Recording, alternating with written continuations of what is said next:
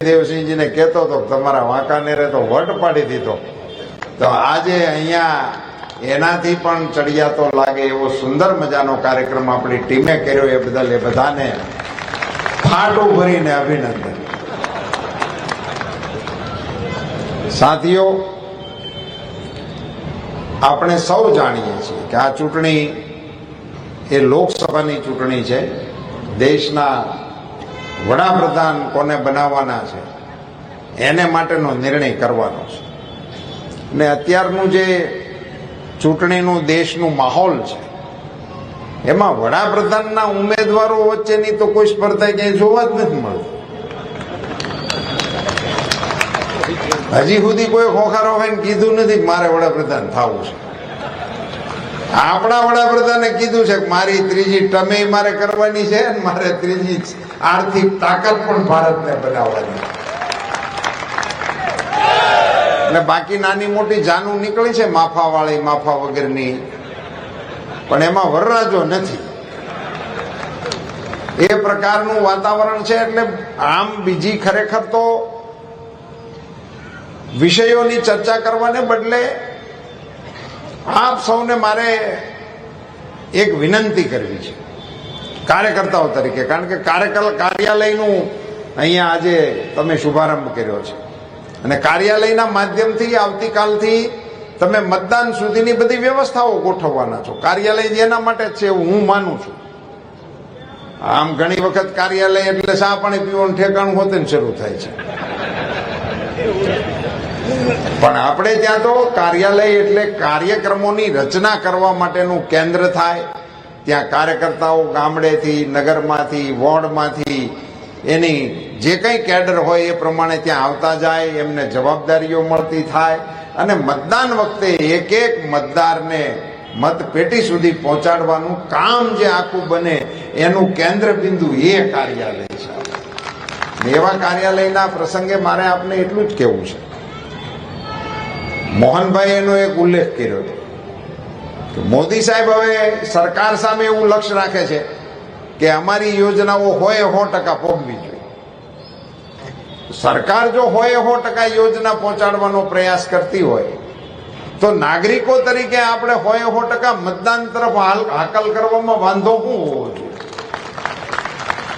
અને મને શ્રદ્ધા છે, મેં કાલે એક ઇન્ડસ્ટ્રીઝના એસોસિએશનના કાર્યક્રમમાં એક વાત કરી હતી કે શ્રી દેવસિંહજીના વિસ્તારમાં આપણું એ કયું એરિયા કહેવાય છે? Bamanbor boundary association. Boundary association. એમાં મારે જવાનું થયું હતું તો ત્યાં બધાને મેં એમ કહ્યું હતું, મેં કહ્યું તમે ઇન્ડસ્ટ્રીઝ ચલાવો છો તો તમારી પાસે તમારો પરિવાર પણ છે, તમારી સાથે તમારા ઉદ્યોગની અંદર કામ કરનારા લોકો પણ છે, તમારી સાથે તમારા ઉદ્યોગની સાથે સંકળાયેલા લોકો પણ છે. એવો એક પરિવાર એક ઇન્ડસ્ટ્રીઝ વાળાનો થાય જેનો પોતાનો પરિવાર હોય, કુટુંબ પરિવાર, પછી એની સાથે કામ કરનારાઓનો પરિવાર અને એની સાથે સંકળાયેલા લોકોનો પરિવાર, એમ ભેગો કરે તો એક એક ઇન્ડસ્ટ્રીઝ વાળાની પાસે એક 50-100 થી લઈને 5000 સુધીના પરિવાર એના બને. કારણ કે કાલે મને પહેલી વખત જાણવા મળ્યું કે એક એવો ઉદ્યોગ ત્યાં છે એના કનેક્શન 20,000 હોર્સ પાવરનું છે. મેં પહેલી વખત સાંભળ્યું. હવે એવડા ઇન્ડસ્ટ્રીઝના એટલે એમની પાસે એના પરિવાર પણ મોટા હોય તો એ પરિવારના લોકો પોતાના મતદારોની સૂચિ બનાવે. દુર્લભજીભાઈ આપણા ધારાસભ્ય છે, ઉદ્યોગપતિ છે, તો એ પોતે પોતાના પરિવારની સૂચિ બનાવે. ભાઈ એના પરિવારના સભ્યો આટલા, એના મત આટલા, એની સાથે કામ કરનારા લોકોની સંખ્યા આટલી, એની સાથે સંકળાયેલા પરિવાર જેની સાથે એનો સીધો સંબંધ છે, એમ કરીને સમજો કે હું તો અટકળે કહું છું, મને ખ્યાલ નથી, એટલે કે ભાઈ 200 લોકો થાય છે. તો તમારા પાસે 200 મતદારોની સૂચિ હોવી જોઈએ અને એ 200 મત પડી જાય એમ તમારે 10 વાગે મને ફોન કરવો જોઈએ કે અમારા 100% પડી જાય. તો આપણી ફેક્ટરી જેટલાય ઉદ્યોગપતિઓ છે એ બધાની સામે મારી આ એક આપને અપીલ છે નમ્ર કે આપ બધા પોતાની સામે આ લક્ષ્ય રાખો, ભાઈ અમે 100% મતદાન કરવા વાળી અમારી કંપની થશે. એ પણ એક પ્રકારનું મોટિવેશન પણ થશે અને આગળ જતા એક નવો ચીલો પણ પડશે કે આ 100%. પછી એમાંથી ગામ આવશે, કોઈ ગામ પણ કહેશે. અહીંયા બુથ પ્રમુખોનું સ્વાગત કરતી વખતે ઉલ્લેખ થયો કે બુથ પ્રમુખો દ્વારા મંચના મહાનુભાવોનું સ્વાગત થાય. તો બુથ પ્રમુખોને પણ મારી વિનંતી છે કે તમારા બુથને પણ તમે 100% તરફ લઈ જવા માટેનો પ્રયાસ કરો. આવા નાના નાના પ્રયાસો થકી જો 100% તરફ મતદાન કરવાની પ્રક્રિયા શરૂ થશે, મને એવો આ વખતે ભરોસો પડતો જાય છે કે રાજકોટ લોકસભાની અંદર 100% વાળી સંખ્યા અચૂક વર્તમાન પત્રમાં આવશે.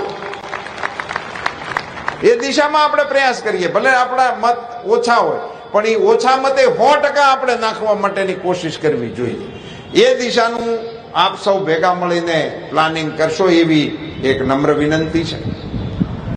મિત્રો, મોદી સાહેબે ગુજરાતના મુખ્યમંત્રી તરીકેથી કામગીરી શરૂ કરીને દેશના વડાપ્રધાન તરીકે 10 વર્ષની જે એમની ભૂમિકા રહી, આ 24 વર્ષનો દીર્ઘકાળ સ્ટેટ હેડ તરીકેનો વિશ્વના કોઈ નેતા પાસે નથી. વિશ્વના કોઈ નેતા એવા નથી કે જે આટલા વર્ષ સુધી સળંગ સ્ટેટ હેડ તરીકે રહ્યા હોય ને વચ્ચે બ્રેક ના આવી હોય.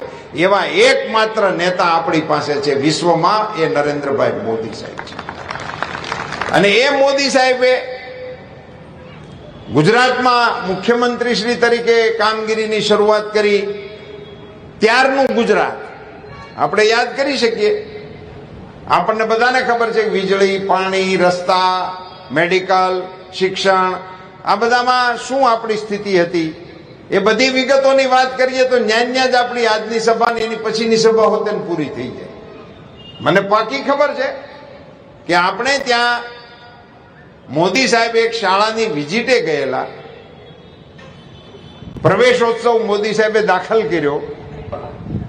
પ્રવેશોત્સવને એટલો સુંદર બનાવ્યો કે આખા ગામના આગેવાનોને હાજર હોય, ધારાસભ્યો, સંસદ સભ્યો, કલેક્ટર, ડીએસપી, એ બધા છોકરાઓને સ્વાગતની અંદર ઉભા રહે અને બાળકોને મોજ પડી જાય એવા કાર્યક્રમો શાળા પ્રવેશોત્સવના આપણા રાજ્યમાં મોદી સાહેબે શરૂ કર્યા. આપણા વખતે તો ટીંગા ટોળીની વ્યવસ્થા હતી. ઉપાડે આમ ઘેરેથી, એમ પરાયણે નિહાળે તો જવું જ નહોતું કોઈને.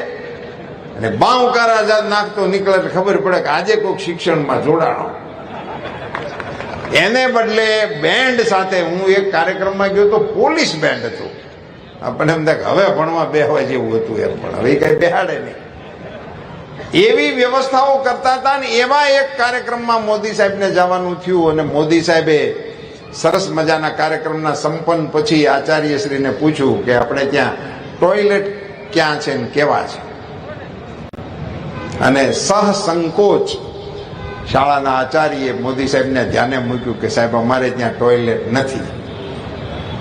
નરેન્દ્રભાઈ મોદી સાહેબને ગુજરાતના મુખ્યમંત્રી તરીકે એવો વિચાર આવ્યો કે મારા ગુજરાતમાં પ્રાથમિક શાળાની અંદર દીકરા દીકરીઓ માટે ટોયલેટની વ્યવસ્થા નથી. એક મિટિંગમાં અમારે ત્યાર પછી મળવાનું થયું, એમનો જિક્ર મોદી સાહેબે કર્યો હતો કે આ ખર્ચની બાબત નથી. શાળાઓ તો હતી, મકાનો હતા જ. હવે 5-10 રૂમની શાળા બને એમાં ટોયલેટ કોઈ ખર્ચનો વિષય નહોતો. દ્રષ્ટિનો અભાવ હતો, સૂઝનો અભાવ હતો. મોદી સાહેબે જે કાંઈક કીધું છે ને કર્યું છે ને નવું નહોતું, હતું બધું, પણ કોઈને કરવું નહોતું, કોઈને હુજતું નહોતું. મોદી સાહેબે હુકમ કર્યો અને આખા રાજ્યની શાળાઓમાં દીકરા દીકરીઓ માટે અલગ ટોયલેટની વ્યવસ્થા થઈ. વાત કેટલી નાની, પણ બાકી હતું તો હતું. મોદી સાહેબ ઘણી વખત કહે છે ને કે મારા હાથમાં જ હસ્તરેખાઓ એવી છે કે અમુક અમુક કામ મારા હાથે જ થાય, કોઈની કેડે થતા જ નથી. એટલે ત્યાંથી શરૂ કરીને આજે શિક્ષણની ખાલી વાત કરું તો ચિલ્ડ્રન યુનિવર્સિટી હજી વિશ્વમાં કોઈ દેશમાં નથી, દુનિયાના કોઈ દેશમાં નથી. અમેરિકા, ઇંગ્લેન્ડ, બધા યુરોપના ઘણા દેશો શિક્ષણમાં ખૂબ આગળ છે એવું કહેવાય છે, પણ ચિલ્ડ્રન યુનિવર્સિટીનો કોન્સેપ્ટ આજે ત્યાં નથી. આખું પશ્ચિમ આપણા ચિલ્ડ્રન યુનિવર્સિટીના કોન્સેપ્ટને આજે ચર્ચાની એરણે ચડાવીને એના રાષ્ટ્રમાં ભારતની કોપી કરવાનું કામ કરવાનું વિચારી રહ્યા છે. આટલા મોટા પરિવર્તનો તમને બધાને આશ્ચર્ય થશે, શિક્ષણ નીતિ જ નહોતી. 34 વર્ષ પહેલાની જૂની એક નીતિ હતી, હાલ્યા રાખતી હતી. 34 વર્ષ બાદ શિક્ષણમાં નવી નીતિ આવી. નરેન્દ્રભાઈ મોદી સાહેબે આપણી શિક્ષણ નીતિમાં લખ્યું કે માતૃભાષામાં શિક્ષણ કરવું જરૂરી છે. પહેલી વખત માતૃભાષાને યાદ કરવા. તમે સંસદની ડિબેટ જોતા હશો. સંસદમાં હવે અમે ગુજરાતીમાં હોતે બોલી શકીએ છીએ, પેલા નહોતું બોલાતું. દક્ષિણ વાળા એની ભાષામાં બોલે છે. નૈઋત્યના રાજ્યોના નાગરિકોના આપણા સંસદ સભ્યો એની ભાષામાં બોલે છે, હિન્દીમાં બોલાય છે, ઇંગ્લિશમાં બોલાય છે. પોતાની કોઈ પણ ભાષામાં બોલવાનો અને પોતાના ભાવોને રજૂ કરવાનો અધિકાર સંસદની અંદર પણ આપણી સરકાર આવ્યા પછી શરૂ થયું. માતૃભાષાને મહત્વ આપવાનું કામ થયું. આવા અસંખ્ય મુદ્દાઓ એવા છે મિત્રો કે જે દેશના પિંડને મજબૂત કરવાનું કામ કરે છે, ભારતની મહત્તા વધારવાનું કામ કરે છે. ભારત વિશ્વગુરુ હતો. આજે દુનિયાભરના લોકો આપણે ઇતિહાસમાં ભણતા હતા, તક્ષશિલા અને નાલંદાની અંદર ભણવા આવતા હતા. વિશ્વભરના ચાઇની મુસાફરે લખ્યું છે એના જે ભારતની વિઝિટમાં કે અહીંયા આ પ્રકારની વ્યવસ્થાઓ હતી અને એમાં આટલા વિદ્યાર્થીઓ ભણતા હતા, આટલા ગુરુકુળો હતા, એવું એમાં લખેલું છે.